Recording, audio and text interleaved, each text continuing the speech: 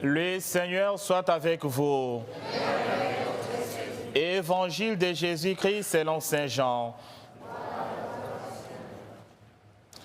Dieu a tellement aimé le monde qu'il a donné son Fils unique afin que quiconque croit en lui ne se perde pas, mais obtienne la vie éternelle. Car Dieu a envoyé son Fils dans le monde, non pas pour juger le monde, mais pour que par lui, le monde soit sauvé. Celui qui croit en lui échappe au jugement. Celui qui ne croit pas est déjà jugé, du fait qu'il n'a pas cru au nom du Fils unique de Dieu.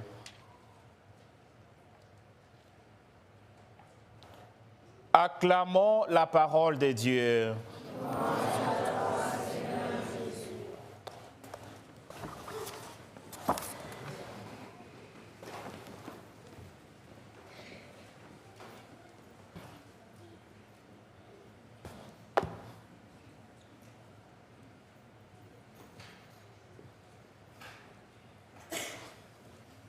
Chers frères et sœurs, après la fête des Pentecôtes, après les dons de l'effusion que nous avons reçus les dimanches passés, aujourd'hui, l'Église nous donne encore l'opportunité de célébrer les mystères de la très sainte Trinité.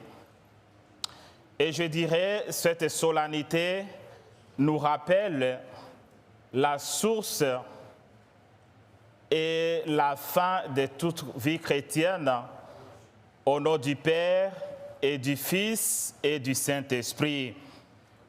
Et cette solennité nous donne l'opportunité de voir comment notre relation intime avec Dieu s'effectue. Et ce mystère est d'abord un mystère que l'homme, dans sa petite tête, dans sa petite connaissance, ne peut tout saisir. Et il y a une anecdote autour de ça. Saint Augustin, un des pères de l'Église, était en train de faire une promenade autour de la mer Méditerranée. Et il était tellement loin dans sa méditation de connaître mais qui est Dieu, qui est son Père, quelle est son origine. Et aussitôt, il voit un petit enfant qui a creusé un petit trou dans les sables, qui s'efforçait de puiser l'eau de la Méditerranée, de la mer Méditerranée, pour remplir dans ces petits trous qu'il a creusés. Et il faisait ce mouvement va-et-vient, va-et-vient. Finalement, Saint Augustin lui demande, mais qu'est-ce que tu fais? Il dit, non, depuis longtemps, je suis en train de m'efforcer de prendre l'eau de mer pour les remplir dans ces petits trous. C'est ce que je suis en train de faire depuis longtemps.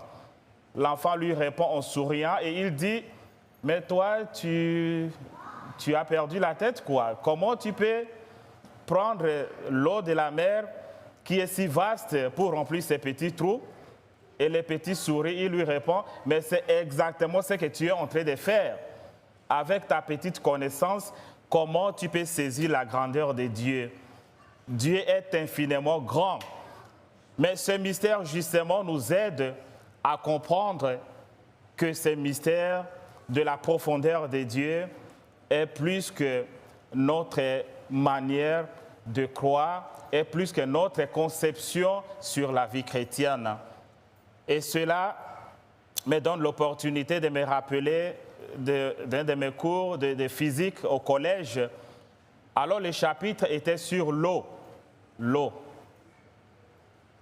Le professeur nous disait, l'eau a une seule substance, mais avec cette substance, l'eau peut prendre 3 formes différentes, mais ça reste l'eau. L'eau peut prendre la forme de liquide, c'est ce que nous buvons tous les jours. L'eau, comme substance, peut prendre la forme gazeuse, c'est ce qu'on utilise pour le refroidissement. Mais l'eau peut peut prendre une forme solide. Ce sont des glaçons ou des glaces qu'on utilise. Voilà, ça nous donne quand même l'idée de ce mystère que nous sommes en train de célébrer. Dieu se révèle comme Père, créateur du ciel et de la terre, de l'univers visible et invisible, mais c'est ce même Dieu qui se révèle comme sauveur de l'humanité. C'est ce même Dieu qui se révèle comme l'Esprit Saint qui continue l'œuvre accomplie par Jésus sous l'impulsion du Père. On ne peut pas les diviser, ils sont égaux, ils jouissent de la même autorité. Et ça, c'est nécessaire. Mais pour connaître la profondeur de ces dieux, nous entrons dans la première lecture. La première lecture nous dit « Dieu est miséricordieux, il est lent à la colère, plein d'amour et de fidélité. » Plein d'amour et de fidélité. Ça, c'est le prototype de la Sainte Trinité que nous célébrons aujourd'hui. Dieu est miséricordieux. Et la Sainte Vierge Marie d'ajouter, sa miséricorde s'étend d'âge en âge pour ceux qui les craignent. Pour ceux qui les craignent. Chers frères et sœurs, nous sommes tous fruits de la miséricorde divine. Nous sommes tous fruits de l'amour infini de Dieu. Et personne ne l'a mérité, en commençant par moi qui vous parle. Nous n'avons pas mérité la miséricorde de Dieu. Nous sommes tous des pécheurs et des pécheresses, mais Dieu nous aime tellement. Voilà, ça c'est l'image de Dieu trinitaire que nous célébrons aujourd'hui. Et de ce fait, pourquoi pas devenir nous aussi à notre tour les ambassadeurs ou les ambassadrices de la miséricorde divine. Pourquoi pas devenir les ambassadeurs ou les ambassadrices de la propagation de l'amour de Dieu au milieu des hommes. Et pour en concrétiser, dans l'Évangile, ça va encore plus loin. Saint Jean nous dit, Dieu a tant aimé le monde qu'il a envoyé son Fils unique, afin que quiconque croit en lui ne se perde pas, mais qu'il ait la vie éternelle. Qu'il ait la vie éternelle. Il y a trois verbes importants. Il y a le verbe envoyer, il y a le verbe aimer, mais il y a le verbe de recevoir la vie éternelle. Recevoir. Voilà. Chers frères et sœurs, nous devons être capables de rendre service à nos frères et sœurs, c'est ça. C'est ça, aimer à fond. D'être capable de nous ouvrir aux autres, d'être capable de remplir notre mission comme chrétiens, chrétiennes partout où nous sommes, dans l'œuvre de la charité. Et la dernière séquence dit, celui qui ne croit pas, il est déjà jugé. Dieu n'a pas envoyé son Fils pour juger le monde. Pour juger le monde. Mais le jugement vient du fait qu'on s'est auto-exclu. Celui qui ne croit pas, c'est comme quelqu'un qui a besoin de l'eau. Il dit, j'ai faim, j'ai soif, je vais boire. Et lui, on lui amène de l'eau, il dit, non, je ne bois pas. Et après, il se lamente, mais pourquoi j'ai toujours soif? C'est parce que tu n'as pas voulu boire. C'est ça le jugement de Dieu. Ce n'est pas pour nous condamner, mais nous-mêmes, pour ceux qui ferment leur cœur à la parole de Dieu, ils s'auto-excluent, ils se sont condamnés eux-mêmes. Et même. Voilà pourquoi la dernière leçon pour nous, si nous croyons en la Trinité, ne perdons pas notre temps à juger les autres.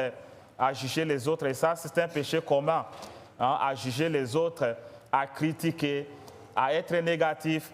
Des fois, on juge sans connaître les motifs valables. On juge peut-être sans proposer, comme on dit, le bruit ne fait pas du bien et le bien ne fait pas du bruit. Donc, nous devons nous efforcer plutôt à faire le bien. Nous devons nous efforcer à nous aider les uns les autres dans l'amour du Christ.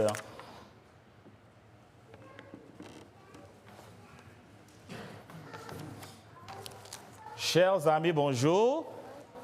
Le Père n'a pas attendu. Bonjour. Bonjour. Très bien. Je vous ai vu en forme ce matin. Ça montre que vous avez déjà mangé. Vous avez pris quelque chose? Non. Oui et non. Ok, je comprends déjà. Ok, c'est bien.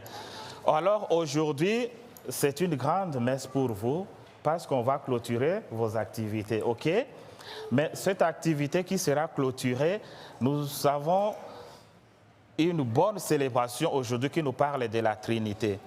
La Trinité, ça, je vais vous expliquer un peu, vous allez me dire. Quand on parle de la Trinité, on voit quoi? Je vais vous donner déjà les pistes de réponse. Les chiffres commencent de 1 jusqu'à 5. Quand on parle de la Trinité, on voit quel chiffre? Quand on parle de la Trinité, on voit quel chiffre? De 1 jusqu'à 5. Est-ce qu'on peut acclamer pour elle? Très bien. Quand on parle de la Trinité, c'est 3. 3, et ce sont des 3 personnes en un seul Dieu. Il y a la personne de Dieu le Père, la personne de Dieu le Fils et la personne de Dieu l'Esprit Saint. Voilà. C'est comme une famille, ok? C'est comme une famille. Une famille est composée de qui? Très bien. Une famille est composée de pères. Encore qui? Mère. Très bien. Et